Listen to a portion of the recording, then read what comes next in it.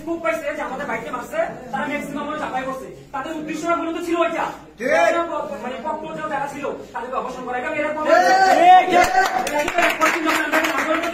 তারা সাকিব ভাইকে পার্সোনালি বুঝ করছে যে যেন পক্ষের বিরুদ্ধে প্রতিবাদ করা হয়। তখন আমাদের আন্দোলনটা গুছানোর জন্য সাকিব ভাই কৌশলে আমরা এই বিষয়টা এড়াই চলছি। এখন তারা ঘোষণা করতেছে হলে সবাই নাকি আসছে, হলে সবাই নাকি আন্দোলন করছে।